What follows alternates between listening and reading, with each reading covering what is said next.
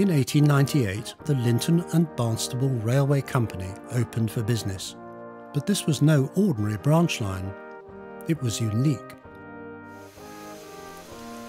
Ron Hill's grandfather worked on the station. And when you get to Barnstaple, you go to Town Station, and you get off the train there, and just over the other platform, there's a little train, and your grandfather, with his uniform on, waiting for you. It was my personal live steam model railway. I didn't need anything else. That was my life as a little boy, you know. Lovingly restored to its original role, Woody Bay Station is the headquarters of the Lynton and Barnstaple Railway Trust. This non-profit-making organisation is now rebuilding the railway. Track materials, wagons and locomotives have been gathered from all parts of the country for the construction work. Passenger services began in 2004. Surviving wagon and coach bodies have been rescued and restored. The aim is to put everything back as accurately as possible. I think a lot of people never thought that Lynton and Barnstaple could be put back together. It was viewed as a project impossible. It was viewed by the locals as being a gang of idiots who really were wasting their time. This wasn't going to happen. You can't do that. And now they could see that we can do that.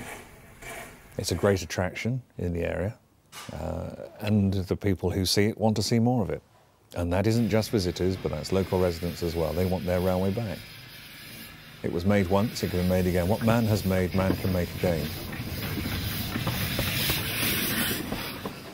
Several times this weekend I've had to pinch myself. The scenes are just as they were in the past. You look at the old photographs, old films, and it's there. It's recreated. It's come alive again. Brilliant. The Lynton Railway no longer sleepeth. It's risen like the phoenix. There's something there, and long may it continue. Magic, sheer magic.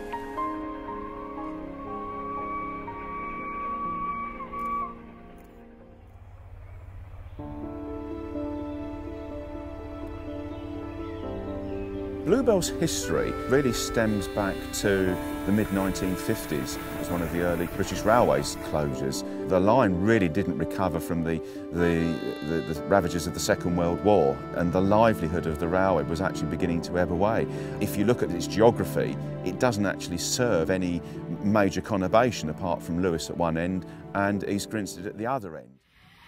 Eventually, the Society was able to stop leasing the line and buy the freehold, including the large station at Horsley Canes.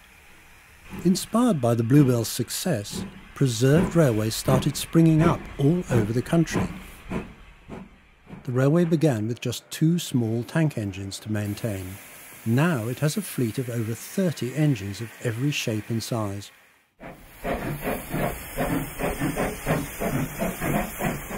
Locomotives are relatively simple to repair. You just hit them with a hammer.